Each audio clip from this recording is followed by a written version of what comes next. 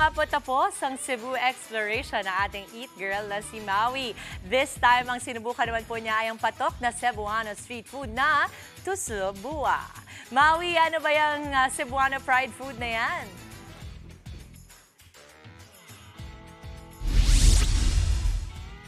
Maayong buntag mga kapatid!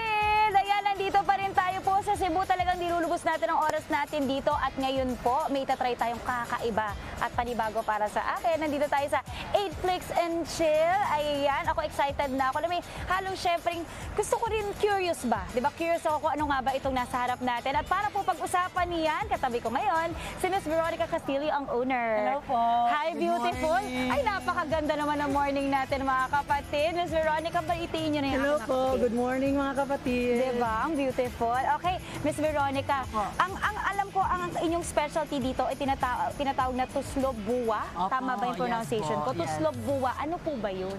Yung Tuslo Bua po, basically, utak siya ng baboy. Okay. So from the word itself, kasi pag niluluto natin siya, bumubula siya. Okay. So yung hanging rice namin, dinidip namin siya. Okay. Tapos kinukuha namin yung utak para Okay. kainin. So yan yung rason kung bakit Tuslo Bua yung pangalan niya. Oo. At Opo. ito ay famous street food dito sa Cebu. Yes po, Talagang sobrang sikat. it's everywhere. Yes, everywhere po sa Cebu. Okay. Pero nagsimula po ito sa Barangay Pasil po, lahat. Ah, Way back, wow. I think I was 1990s pa. ata Ganun yun. katagal Opo, na. ganun na siya katagal. Okay, speaking of simula, kayo po, kailan kayo nagsimula sa 8 Flicks? 2018 po, nung medyo adult na, so nagnegosyo na rin ako. Oo. So yun po yung simula ng 8. Meron ka bang may nag-push ba sa'yong magnegosyo?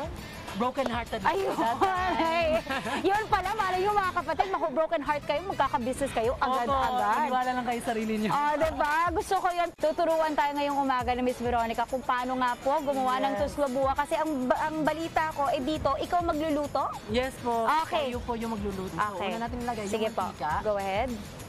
Konti lang kasi may mantika naman yung utak na. Okay. Tapos unang lalagay natin is yung Sibuyas. Sibuyas po, Ayun. sibuyas. Onion. So, painitin muna natin. Uy, makasarap ang sibuyas ha. Oo. Ayun, kinuha niya na rin yung oil nung utak. Ayan. Sibuyas, Tapos, sili po. sili. Kon- Sobrang anghang ba to? Hindi naman po. Okay. Mild lang po. Okay. Tapos Ayan. muna natin. Mga ilang minutes muna igigisa Mga yan? 1 minute to, 30 seconds po. Okay. Gisa muna natin. May isang klase lang bang pagluluto dyan? O may iba-ibang po. style? Ngayon po, sa modern time na po, maraming style na. Kasi iba-ibang restaurant, ibang-ibang na sila offering. Pero kami po, nag-stay kami sa authentic. O yun. So kung ano yung nakasanayan noon, Kung ano yung dinala namin old ngayon. style at Yes po. traditional Yes. style. Okay, Oo. dun tayo. So yun yung kaibahan namin. Alright. So lagay muna natin yung utak. Okay. Ayan na. Okay, nalagay na po yung utak. Opo. And then, lulutuin na natin. Alright. So, So, anong inaantay natin na maging tuyot siya? Or may bubula po siya. Bubula? Yun nga, yung Yes. kinukwento mo kanina. Oo, bubula talaga siya po. Okay, I love it. makikita natin na bubula siya. Okay. So, ito yung utak, ginaganon natin ito. Medyo dudurugin pa. Oo, Paano yung para mas lumasa? Mas lumasa po. Okay, ganyan pala yun. Tapos, pabubulain lang natin. Okay. So, bumubula na po siya. Ayun, bumubula na. So, ito talaga yung rason. Bakit tuslo-buwa siya? Tuslo Kasi yung buwa. pagkain mismo, bumubula. Ano yung sabihin ng tuslo at buwa Yung ulit? tuslo po, dip. Dip? Tuslo is Oo, dip? dip Sausaw? yun, sausaw. Tapos Okay. yung buwa is bula. Bula. So, yun, buwa. Yun nagsimula yung pangalan niya. Ang cute. Oo. Okay. Tapos lagyan natin ng toyo. Gano'ng karami? Ganito lang. Ganyan parang lang. one scoop lang po. Pero kung ikaw magluluto niyan, bahala ka na rin sa gusto mong timpla. Yes. Pero yun din yung maganda po dito sa inyong 8 Flicks and Chill. Pwede kung anong gusto mong Yes, style. ano yung gusto mong Kasi style minsan na ang panlasa ng tao Correct, iba-iba. Okay. Ito po, ito na yung rason bakit tas lubuyan. Ayun! Pangalan niya, Yun kasi pala yung bumubula. inaantay nating maging itsura niya. Okay. Ito na po. Tapos kakain na tayo po. Okay. Tikiman time. It's Tikiman time! Okay.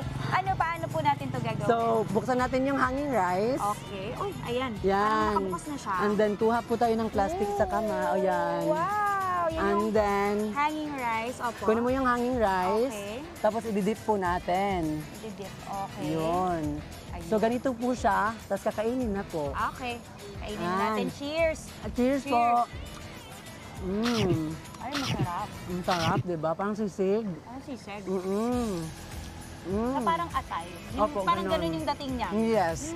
Panalo. Mm-mm. Okay, isa pa, isa pa. Sarap. Manati. At bumubula, pati yung bula sumasama. Naku, alam mo tataba ako sa ganito. Kasi kanin eh. Parang, Opo, di ba? eh, Parang pwede siya kanin. kainin walang kanin? O Hindi mas maganda po, talaga may mas kanin? best paired po siya with kanin. Sarap. Opo. Okay, now I understand bakit nga sikat na sikat itong tuslabua dito sa Cebu. Okay, Miss Veronica, maraming Thank you salamat po. sa pagturo nyo. Mamaya mga kapatid, makakasama pa rin natin si Miss Veronica kasi hindi lang po yan ang ino-offer dito sa 8 Fix and Chow. Marami pang ibang Cebu street food na tayo matitikman mamaya, kaya wag muna kayo alis. Diyan po muna kayo. For now, back to the studio. Maraming salamat, Maui. Maayong buntag. Naipakilala na nga po sa atin ang patok na tuslabua na hit sa linamnam at exotic na lasa sa Cebu. Pero ang ating eat girl na si Maui, may iba pang Cebuano street food na sinubukan. Nakakaingit talaga. Ano-ano ba yung mga yan, Mau? Mayang buntag mga kapatid! Ayan, as promised, nandito pa rin tayo sa 8 Flicks and Chill. At this time, ito na po ang paborito nating parte, ang Tikiman Time. At kasama pa rin natin, the very beautiful Miss Veronica, ang Hello owner po. dito. Ayan, ang daming nakahain. Pero kailangan kita para explain lahat Yes. ng mukhang napakasarap ng mga nandito ngayon. Ano po, isa-isahin natin. Okay, simula po tayo sa stuffed egg. Oo, yan yung okay. Local street food po siya sa Cebu. Basically, itlog po siya. Okay. Tapos yung yellow, nilagyan lang ng pork giniling. Oo. Tapos nilagay ulit. Tapos niluto na. Alright, So, tapos, ito yung crab meat. okay. Tapos ito yung siomai po. Okay. Dynamite. Okay, dito tayo sa egg na stuff. Oh, mainit pa mga kapatid. Try natin. Try Saan natin siya po. ilalagay? Dito po sa ketchup. Ayun, sige, sabay tayo. Gusto ko yung may kasabay yung kumakain. Masaya pala yun. Okay, eto, cheers. Tikiman time, Tikiman cheers. time. Di ba? Okay, I love this one. Favorite ko to. Okay. Nasisimula sa magkano po ang mga pagkain? Yung range po namin is 25 pesos to 250 po. Yung Wow. set, opo. Tapos yung set is yung 250 po, set na siya. May hanging rice, may utak, unlimited po yun. Ang tara. Ay, Opo. 25 pesos nagsisimula, busog ka na. Oo. Okay, ito naman yung ating crab. Try Yes, crab natin. meat po yan. Uy, ang Di ba? sarap. Crab meat Talagang din po. hindi siya dinaya. Totoong crab meat. Yes po. Masarap siya. At ano yan, carrots? Yes po, may carrots po. Okay, healthy kasi seafood and crab meat. I love it. Okay, ano pa pwedeng i-try natin? Try po natin tong dynamite. Ayun, gusto ko Bestseller yan. namin yan. Okay, saan po dati ito dip And ito po, dip natin dyan. Okay. Yan. Natutuwa ako kasi yung inyong mga presyo dito talagang para sa lahat. Yes po. Oo. Para po talaga sa lahat to, yung presyo. Talagang we made sure na sulit, tapos ano po, swak sa budget. Yun. Sarap. Oh my Diba? God. Ang sarap naman ito. Ano naman ito? At cheese po, pork, pati yung chili po, yung sile. Pero hindi siya kinakaanghang. Yes. Saktong-sakto lang. po. Ang sarap mga kapatid. Oh my gosh. Okay. Miss Veronica, I'm so excited at balita ko kayo ay mag-expand. Yes po, we are expanding. Wow! So, mga end this year yan? This year po, we are expanding po. Right now, we are expanding. We are already accepting franchises po Oh! sa Cebu. And then, yun muna po yung goal namin. Oh, wow. One step at a time po muna. Napakahusay. O, alam niyo na mga kapatid, magpa-broken heart kayo para umabot kayo sa ganitong level ng success. Okay? Okay, Miss Veronica, I'm sure sobrang excited na ating Apo. mga kapatid. Baka pati yung mga taga Manila, biglang mapalipad sa Cebu. Sa sobrang natakam sila at excitement. Paano kayo mahanap at saan po?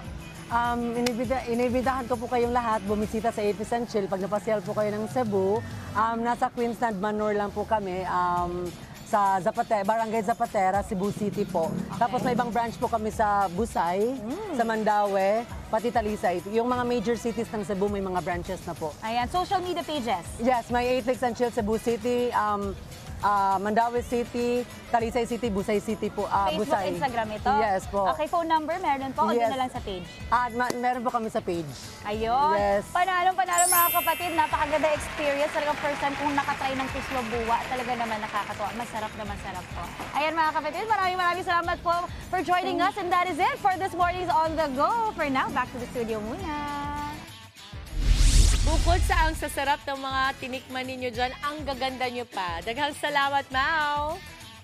Mga kapatid, Maui David po. Simula ng inyong araw na may alam at may pakialam sa mga may init at umaaksyong balita sa bansa.